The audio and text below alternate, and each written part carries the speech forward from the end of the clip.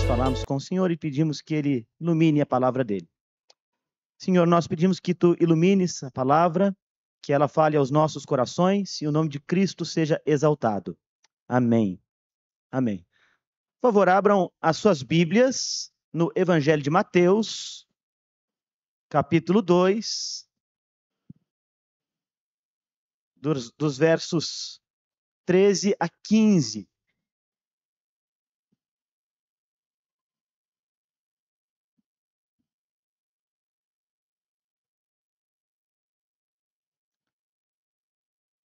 Diz assim a palavra de Deus: Tendo eles partido, eis que apareceu um anjo do Senhor a José, em sonho, e disse: Dispõe-te, toma o menino e sua mãe, foge para o Egito e permanece lá até que eu te avise, porque Herodes há de procurar o menino para o matar. Dispondo-se ele, tomou de noite o menino e a sua mãe, partiu para o Egito. E lá ficou até a morte de Herodes, para que se cumprisse o que fora dito pelo Senhor por intermédio do profeta: Do Egito chamarei o meu filho. Do Egito chamarei o meu filho. E esse é o tema de nossa meditação desta noite. E eu quero começar esta palavra perguntando para você se você está familiarizado com a expressão plot twist. Na literatura, no cinema, é uma expressão usada para descrever uma reviravolta em uma história, mas algo assim que seja inesperado, uma mudança significativa na trama daquela história.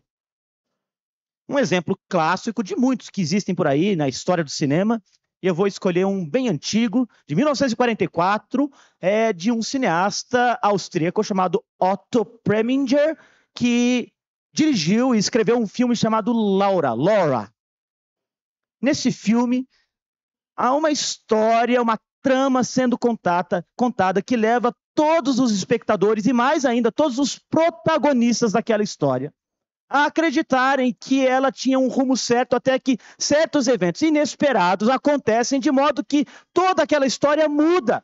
E isso surpreende não apenas os espectadores, mas também aqueles protagonistas da história. E vocês não podem considerar isso um spoiler, porque o filme já tem 79 anos, né, gente? Aí já não é mais spoiler.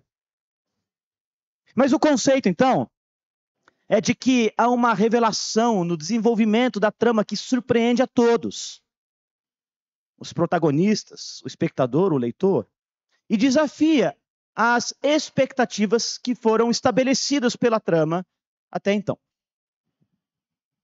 E essa história, o trechinho da história sobre Jesus e a sua fuga espetacular para o Egito, é uma história que tem alguns plot twists, quer dizer, algumas coisas inesperadas, surpreendentes, revelações espantosas. Mateus, apóstolo de Jesus, registra eventos terríveis dos dias do nascimento de Jesus. Ele mal nasceu e já havia gente com sanha assassina para destruir Jesus, para matá-lo. Nós ouvimos a história que foi cantada para nós. Os magos foram alertados. Eles não deviam voltar a Jerusalém ou por Jerusalém, porque Herodes havia tomado conhecimento de que nascer ali em Belém, por meio deles mesmos, um menino prometido.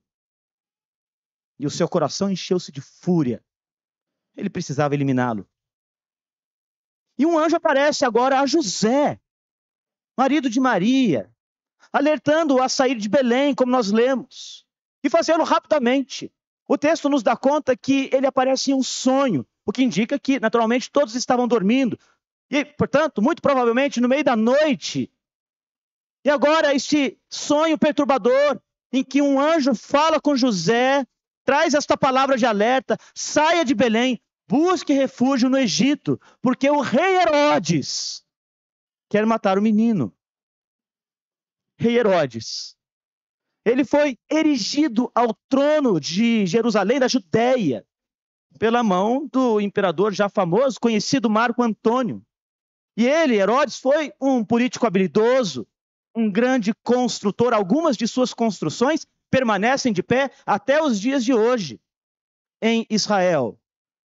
Foi conhecido como um rei muito poderoso, muito influente, mas também como um assassino terrível. O historiador Flávio Joséfo registra que este Herodes era violento e terrivelmente cruel. Ele teria mandado matar a sua esposa. E mais do que isso, gente, ele mandou matar alguns de seus filhos, porque temia que eles poderiam conspirar contra o seu trono. E agora ele quer matar um bebê. Um bebê. Ele quer matar o rei dos judeus. E José ouve, então, a voz do anjo no sonho. Ele apanha o menino e sua mãe. E ele segue em direção ao Egito. 120 quilômetros até aquilo que seria talvez uma região fronteiriça. Embora, naturalmente, as fronteiras não funcionavam como funcionam hoje.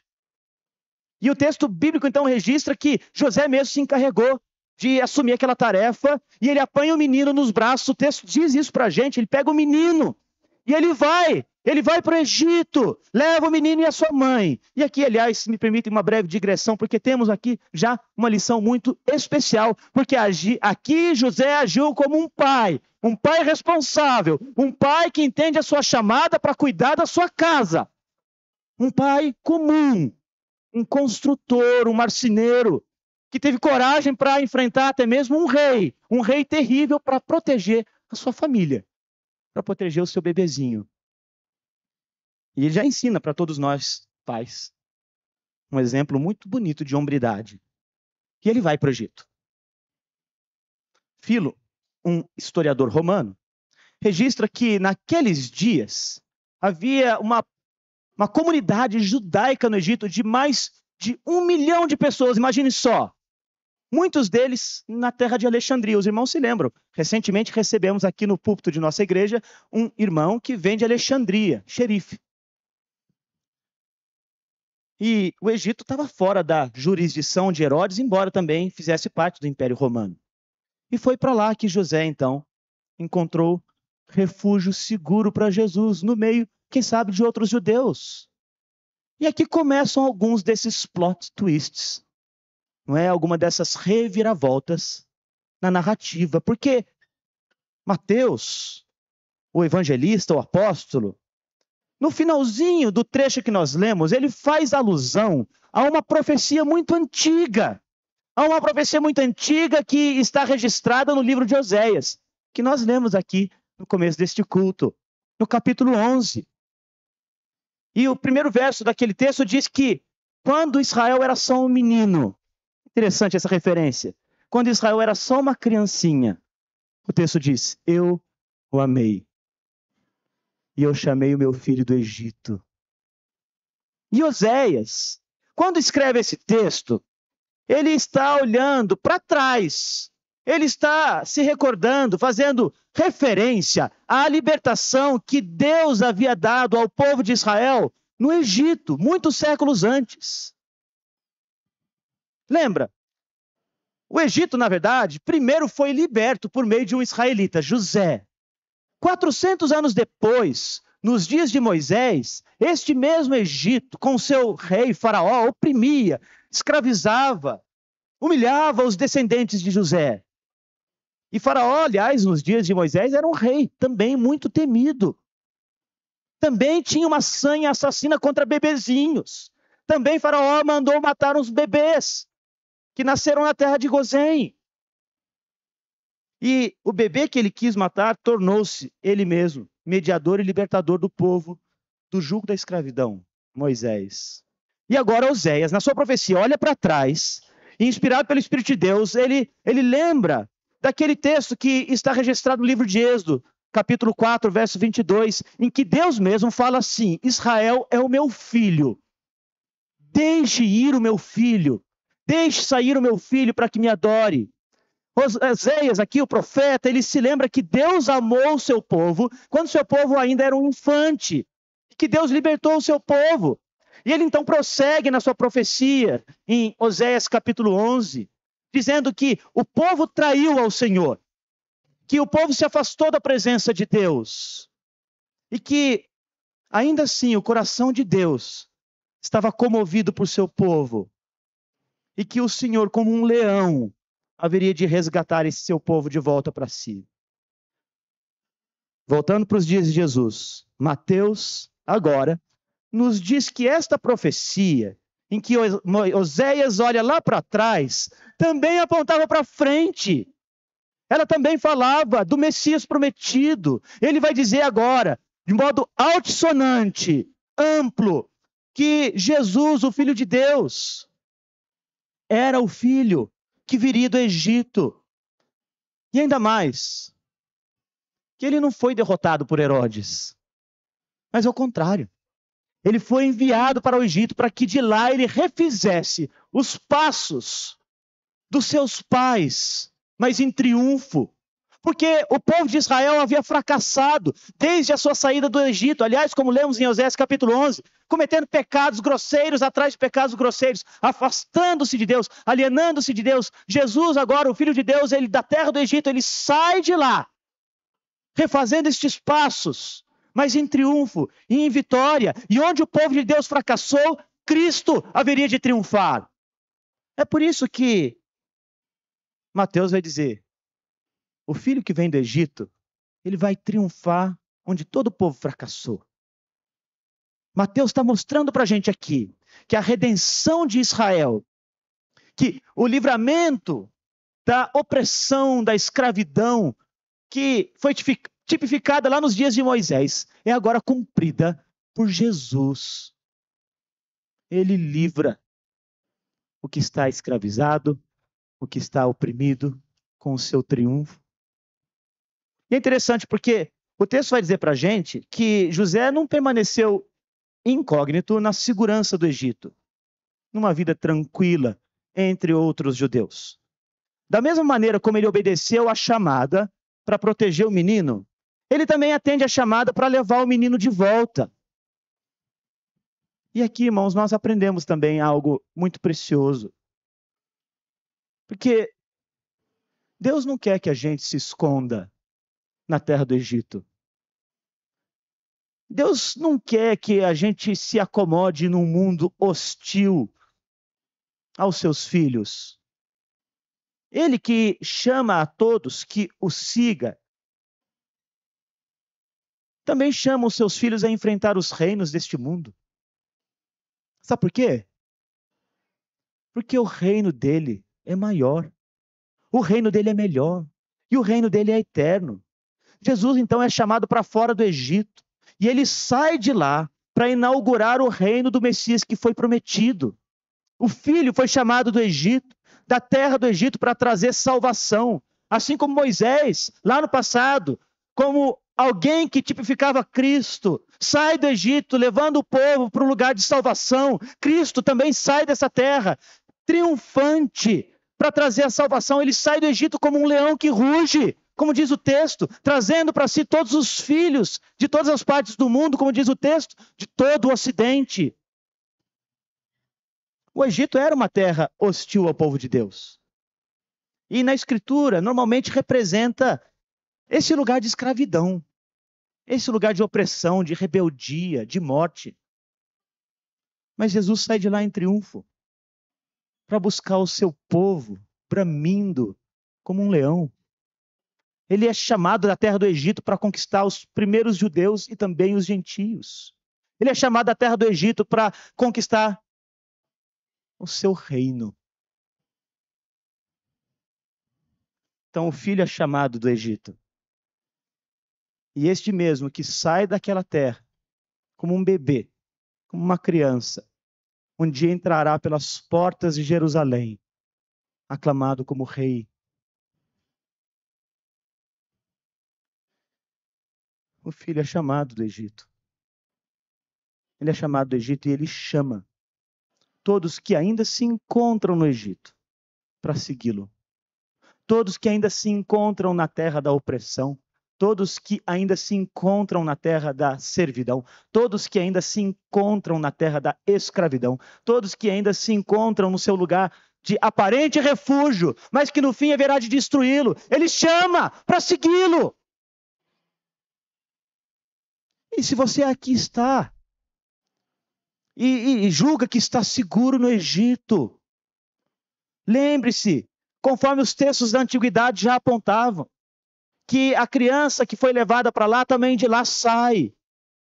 E quando de lá sai, ele inaugura um reino para o qual ele chama os seus filhos e súditos que obedeçam a sua voz e que venham com Cristo junto de seu reino.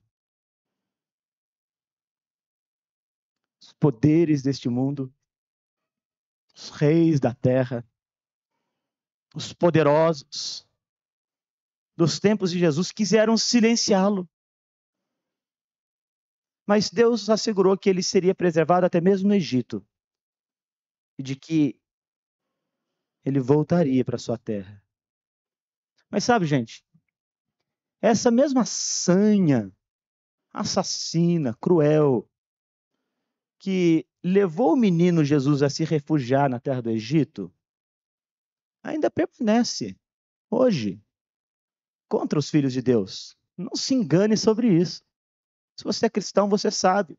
Em algum momento você vai ser cancelado. Em algum momento você vai ser zombado. Em algum momento você vai ser hostilizado. Em algum momento você vai ser desprezado. E você talvez seja tentado a correr para o Egito. Mas fique firme. Siga o Messias. O filho foi chamado de lá. Ele vem em triunfo. Porque quando a gente está com ele, mesmo quando a morte nos seca, nós estamos vivos. Vivos. Só que a trama não acaba aí. Tem mais reviravoltas. O texto bíblico diz que Herodes, o rei, queria matar Jesus. Certo? Queria acabar com ele. Mas o que Herodes não sabia é que Jesus, o rei que refugiou-se no Egito e depois volta para sua terra, ele veio para esse mundo justamente para isso. Aquilo que Herodes queria fazer com ele era exatamente o propósito da vinda de Jesus: morrer. E está aí um plot twist que nem mesmo Herodes esperava. Muito tempo depois desses eventos, Jesus foi levado diante de um outro Herodes. Herodes Antipas, um tetrarca, rei da Galileia e da Pérea, filho de Herodes o Grande. E esse rei ímpio, ele desprezou Jesus. Ele vestiu Jesus com um manto, zombou dele e o devolveu a Pilatos. Mas ele não tinha a menor ideia de que diante dele estava o menino que o pai dele quis matar. E agora ele é entregue finalmente para morrer por Pilatos. Porque é para isso que ele veio. Não para morrer como um bebê, mas para que no tempo certo, na plenitude dos tempos, ele voluntariamente entregasse a sua vida. Porque ele foi mesmo quem disse que ninguém tira minha vida, eu voluntariamente a dou. E agora ele se entrega, ele caminha mais uma vez para Jerusalém. E lá ele se entrega, ele se permite ser levado ao Sinédrio, a Herodes, ao sumo sacerdote, para ser morto. E isso lança uma sombra sobre o nascimento de Cristo. E todo o esforço dos anjos e de José para preservar a sua vida não foi em vão, mas pela providência de Deus caminhava justamente para aquele momento em que, no final das contas, a sua vida lhe seria tirada. E talvez esse seja o plot twist que ninguém esperava, nem Herodes e nem os poderes das trevas. Mas no final das contas, é pela morte de Jesus, naquela cruz, que as pessoas podem encontrar vida. Só em Jesus que você pode encontrar vida. O primeiro trono de Jesus foi uma manjedoura. O último trono dele foi uma cruz. Ele começa a sua vida debaixo da ameaça de violência e morte. E ele termina a sua vida debaixo da realidade da violência e da morte. E por fim ele volta ao trono de glória de onde ele veio. Ele inicia, afinal, o reino dele. Ele chama agora, tendo saído do Egito e tendo saído da morte, homens e mulheres ao longo dos séculos, para que coloquem a sua fé nele. E a pergunta que você deveria se fazer hoje é se você já experimentou esta surpreendente mudança na sua própria história. Em que você seguiu um curso, um caminho, e as coisas aconteceram de maneira tal que mudou completamente o rumo da sua vida. E agora você se vê no meio de um plot twist, na sua própria experiência. E quem sabe isso seja o convite que vem do alto, para que você coloque a sua fé firme em Jesus. Por fim, meus irmãos, meus amigos, é interessante. Quando o rei Herodes soube que Jesus havia nascido, ele quis matá-lo, mas ele inventou uma história, né? Ele disse assim: não, me digam onde ele está, porque eu quero adorá-lo. Mas o que ele não sabia é que realmente, pela morte de Cristo, todos os homens na história da humanidade um dia haverão de dobrar os seus joelhos para adorá-lo. Ele não sabia que pela morte de Cristo a igreja dele seria comprada. Ele não sabia que pela morte de Cristo todos os homens de todos os lugares da terra haveriam de adorá-lo. Ele não sabia que pela morte de Cristo, aquele que quis tão gravemente assassinar, a igreja se erigiria. E hoje mesmo, 2000 anos depois, nós estamos aqui cantando para Cristo. Nós estamos aqui celebrando o seu nascimento. Nós estamos aqui adorando o nome do Cordeiro, do leão que ruge e que vem do Egito, trazendo para debaixo dos seus braços aqueles que estão espalhados em todos os cantos da terra. Ele não sabia que quando Jesus se entregou naquele madeiro, ele alcançava o seu grande triunfo, a sua grande vitória. A morte que Herodes julgou que colocaria fim ao reino de Cristo foi o que, afinal, consagrou o seu reino e que cumpriu o seu propósito. E sabe de uma coisa? Você é convidado para fazer parte destes que adoram o Cordeiro, destes que adoram o leão, destes que adoram aquele que saiu do Egito, destes que adoram o Cristo. Coloque a sua fé nele. Creia em Cristo. Siga Cristo. Obedeça a sua chamada. Adore o Senhor Jesus Cristo.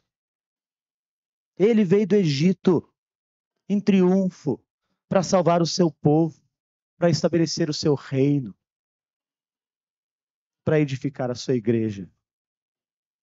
E seja ele, sim, toda a glória para sempre. Amém. Vamos orar mais uma vez. Senhor, nós bendizemos a Cristo, que tendo sido chamado da terra do Egito, veio triunfante como um leão que ruge, chamando para si todos aqueles que lhe pertencem. E tantos séculos depois, aqui nós nos encontramos para adorar o Senhor Jesus Cristo, aquele que triunfa e que reina. E suplicamos que esta palavra, a palavra de Cristo, penetre os nossos corações, que não nos deixe na cegueira da nossa condição natural, que nos livre da escravidão, da opressão do Egito, onde talvez muitas vezes nos sintamos seguros, mas que certamente declara a sentença de morte.